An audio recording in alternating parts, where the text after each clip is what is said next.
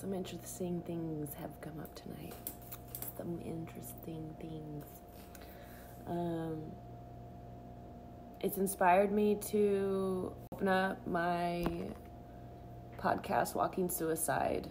I'm going to be recording an episode tonight.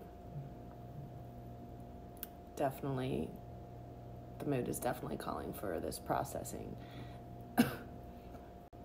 I've been recently really standing by myself in honoring my boundaries, which is really challenging for me. And through this process, the universe continually asks you to choose yourself and choose yourself and choose yourself. And once you choose yourself, it'll ask you to choose yourself again and again. And it just gets like more and more challenging because you're ascending through your evolution. And when we ascend through our evolution, it's like we're growing up in the video game. We're getting closer to the bigger boss. And the bigger boss is a circumstance, a situation, an opportunity that's been probably more challenging than the other circumstances and opportunities we've been in to continue to choose ourselves.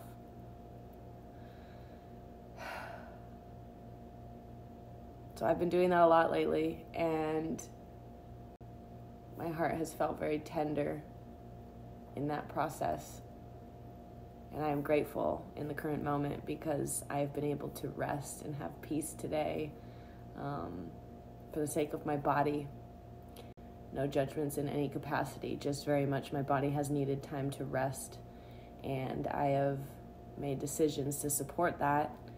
And the universe brings an opportunity for me to keep choosing that. And sometimes you're like, can't I just be at this level in peace for a while without another immediate opportunity to reinforce my decisions?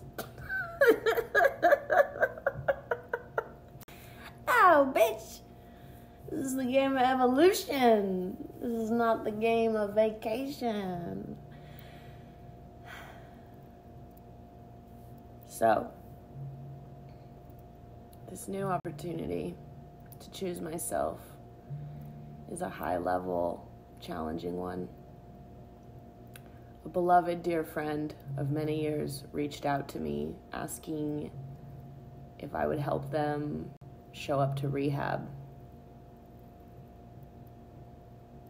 And on top of that, they asked if they could stay at my place and if I would take them into rehab.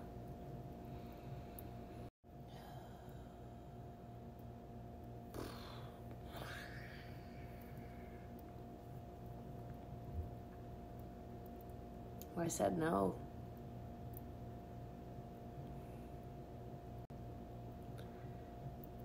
And it was really fucking hard for me because I would do most anything for this person. And for once, I chose myself. And not saving them, because this time I know I can't save them.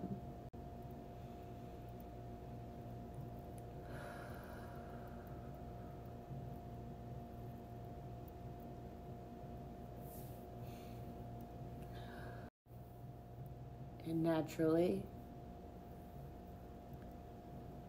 they blamed me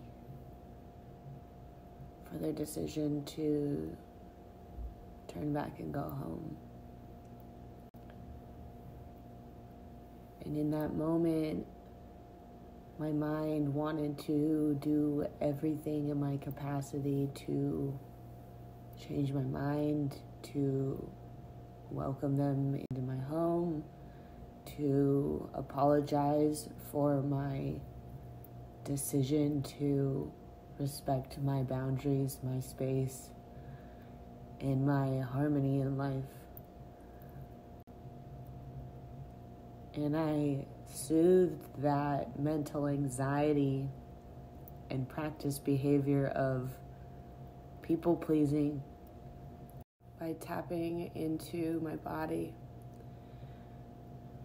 I'm very familiar with the feeling of when my mind begins to run in panic with people-pleasing anxiety. I can almost taste it on my tongue.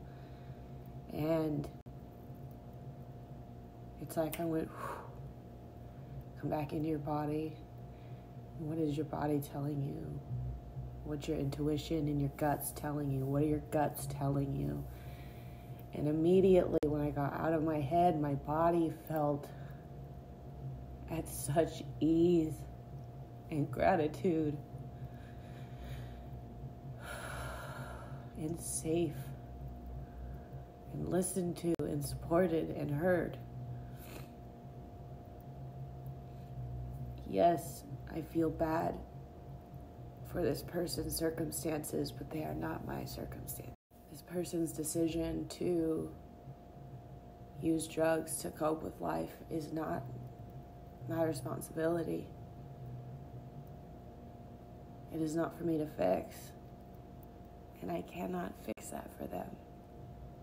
Even if I let them into my home, into my energy space, if I feed them, if I give them a place to shower, if I gave them money, if I listen to them all night long, I cannot fix their reality for them. And as a helper, that is devastating. And as a people pleaser from a toddler's age, that feels demoralizing. Because in my experience, I've learned if I can't fix somebody's problems, it's my fault. Which I know that's not the case. But that teaching at such a young age, however it's learned, is in our cells. It's in our brain. It's in our understanding of what love and value and acknowledgement of existence is. And so tonight, I am grateful for my ability to listen to my body.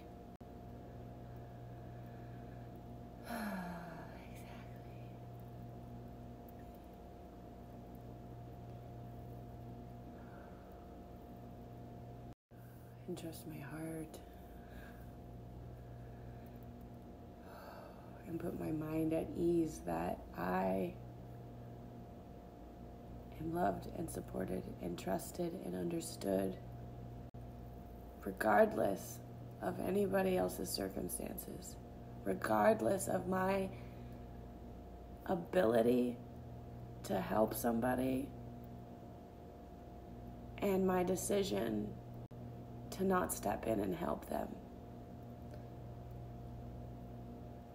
It's a new experience for me to be in a lifestyle where I can help somebody in a material way.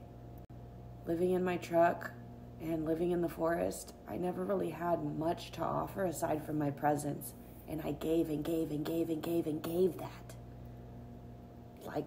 Like free money or something. Especially to this person.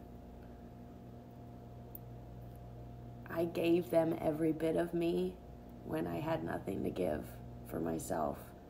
And I deteriorated. I turned into wet rice paper. So finally, building myself up and putting a roof over my head, a foundation under my feet, a fridge full of food, every amenity I could imagine for myself right now, the money, everything. Like, I have so much to give. And to experience this person coming to me at their seemingly lowest, pulling on all my heartstrings of suicide and addiction and needing help and blame and guilt. They know every cord to pull. And it didn't buckle me this time. And that was really hard for me to decide. And I did it. And I'm grateful.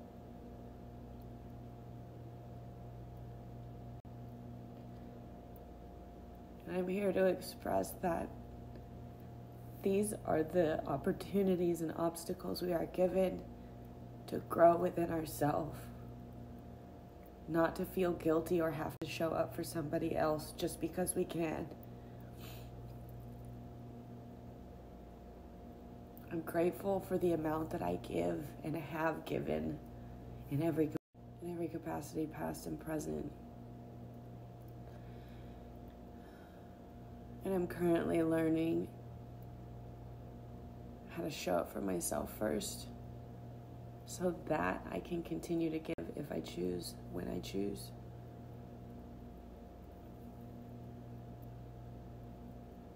So to anybody going through similar experiences, regardless of the details, listen to your guts.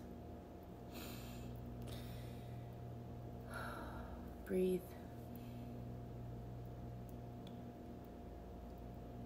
Don't trust what your mind is racing to scream on the microphone about. You don't have to pick up the phone. You don't have to explain yourself. We do not have to explain ourselves.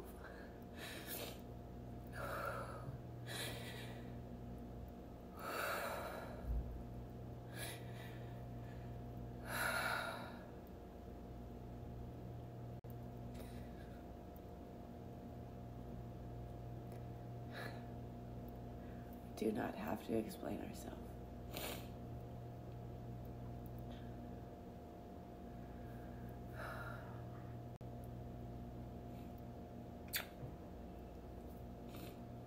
I believe in you.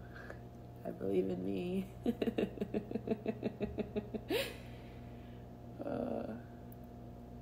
Life is so good even when it's hard.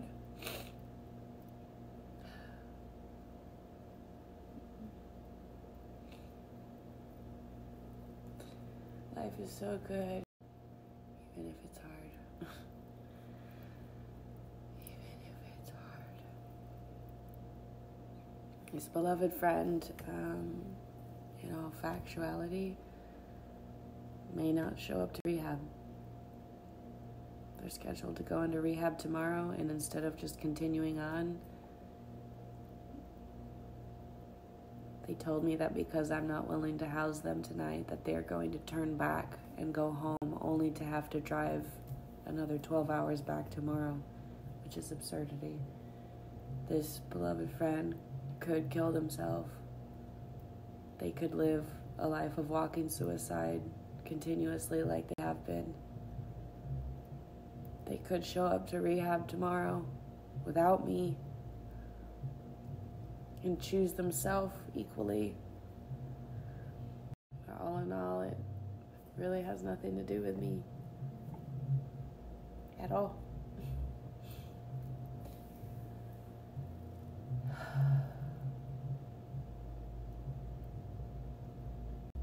The psychology behind addiction is wild and fascinating and different with every single substance and every single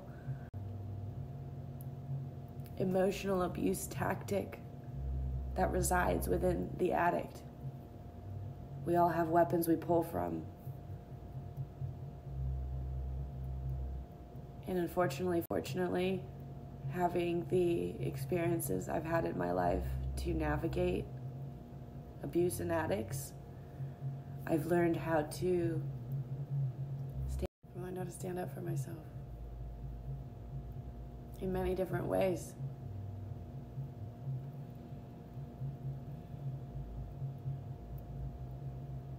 And I can attest to you that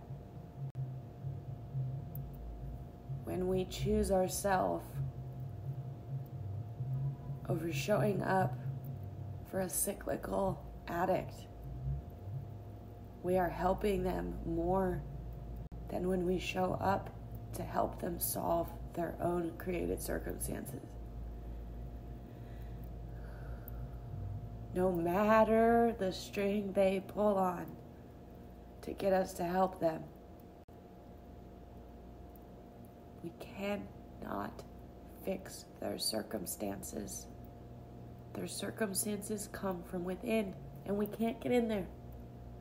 Their circumstances can get into us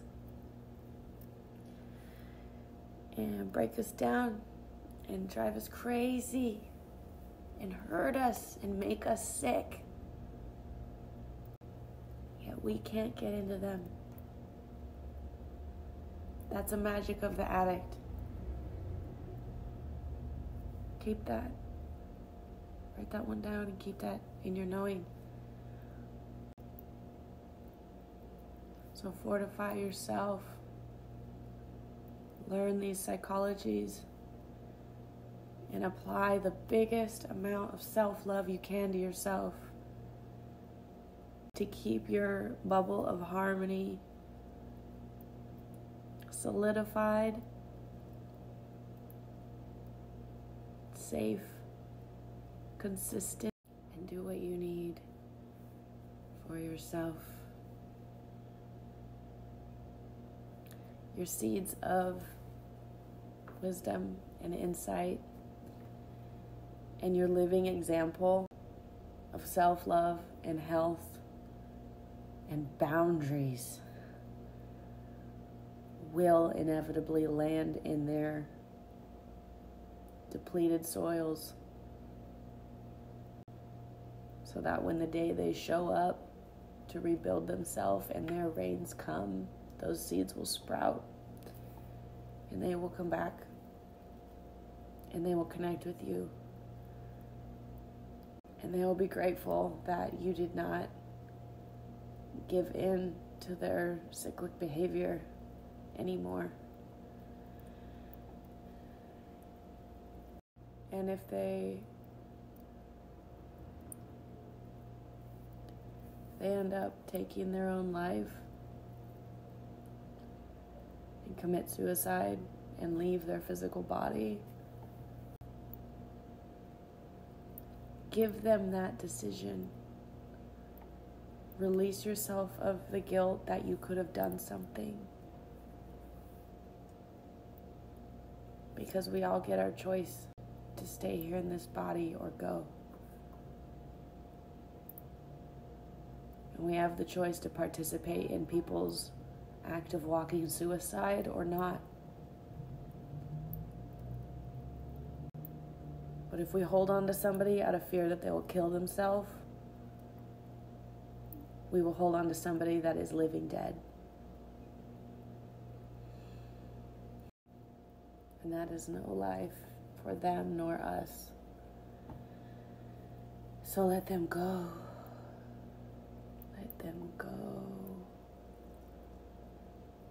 And trust that goodness will come back to you and them.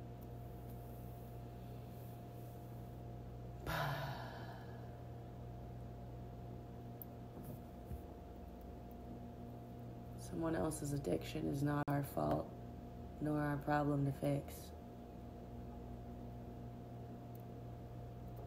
Love yourself so great that it inspires other people to love themselves just as fucking great.